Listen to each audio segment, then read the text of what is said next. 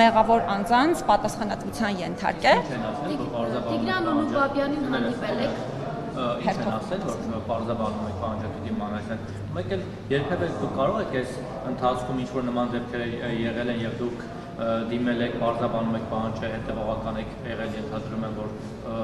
պատշաճ քննություն իրականացվի, ինչ-որ մեկը պատժվել է, այդպես պատժման դեպք կա պատասխանատվություն վերցնելու դեպք։ Ես այս պահին դեպքերի մատնանշման վերաբերյալ երևի թե չխոսեմ, մի փոքր ավելի,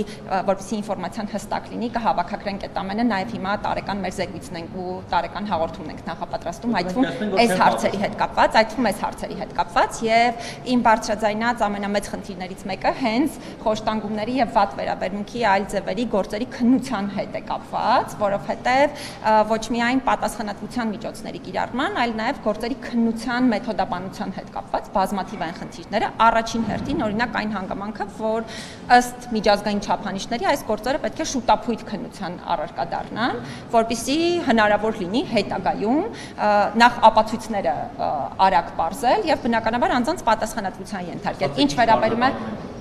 այս գործի հետ կապված մենք դեռևս պաշտոնական գրավոր պարզաբանումը չունենք, հենց որ եղավ բնականաբար ես ինքս նաև թափանցիկ կլինեմ հարցի հետ կապված, ինչ վերաբերում է ձեր նշած պատասխանատվության ենթարկելու հետ կապված հանգամանքներին, հիմա վիճակագրությունն ենք հավաքագրում, հենց պատրաստ եղավ, ես շատ մեծ ուրախությամբ նաև հրապարակայնորեն կխոսեմ այդ խնդիրների մասին։ Դուք ճանաչում եք Տիգրան Ուլուբաբյանին։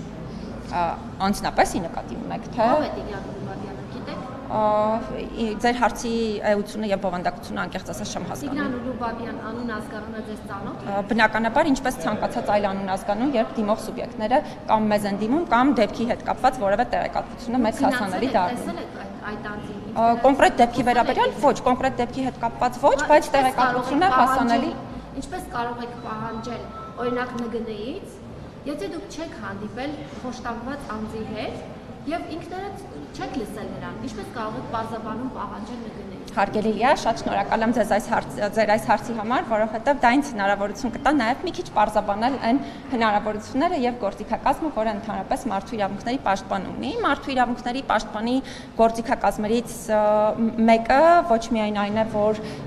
միայն անձի կողմից ներկայացված տեղեկատվության հիման վրա պարզաբանում պահանջել որևէ մարմնից, մշտադիտարկման արդյունքում այս դեպքով կոնկրետ փաստաբան է ներկայացրել տեղեկատվությունը հրապարակային եղանակով ընդ որում, ոչ թե հենց կոնկրետ մեր գրասենյակին, բնականաբար այս բոլոր տեղեկատվությունները հավաքագրելու միջոցով սա ընդունված մեթոդաբանություն է միջազգային չափանիշներով, հնարավոր է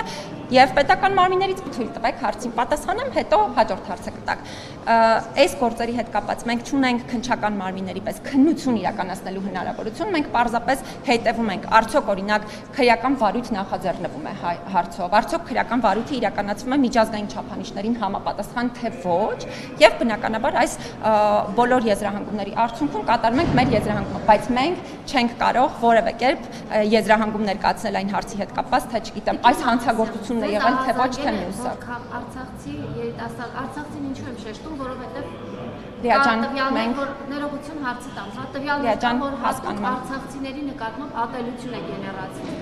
Ձեզ տեղեկացրել են, որ երիտասարդին խոշտանգել են, ծեծել են։ Դուք որպես մարդու իրավունքների պաշտպան անհրաժեշտություն չեք տեսել անձամբ ծանոթանալ այդ Լիա ջան, իսկ դուք գիտեք, թե մեզ օրվա ընթացքում ընդհանրապես քանի դիմում է ներկայացվում, քանի նման անձի հետ կապված։ Բայց գիտեք, քանի անձի հետ հանրային հնչեղությունն ինձ համար կապ չունի, որովհետև ինձ համար յուրաքանչյուր անձ անկախ դեպքի կներեք ինձ համար յուրաքանչյուր անձ անկախ դեպքի հանրային հնչեղությունից ունի շատ կարևոր դերակատարություն, հավասար հնարավորություններ եւ այո, եթե չեք նկատել, ապա ես պիտի հատուկ շեշտադրեմ, որ իմ քաղաքացիների հետ հանդիպումները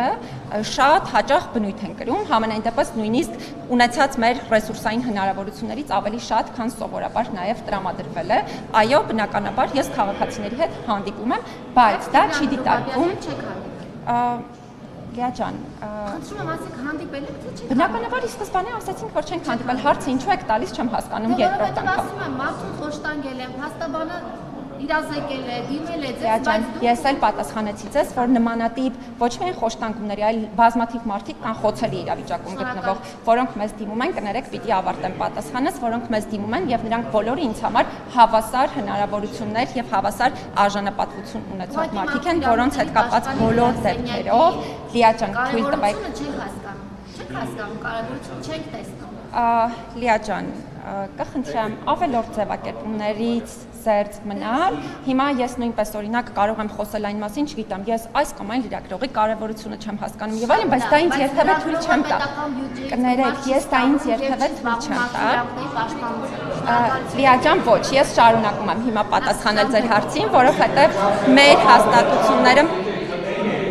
Կներեք, չեմ ավարտել եւ հիմա շարունակում եմ։ Մեր հաստատությունները մասնագիտական գնահատման են ենթակա եւ մասնագիտական գնահատման արդյունքները կարծես թե մեր ամբողջ հանրությանը հասանելի է, որովհետեւ մենք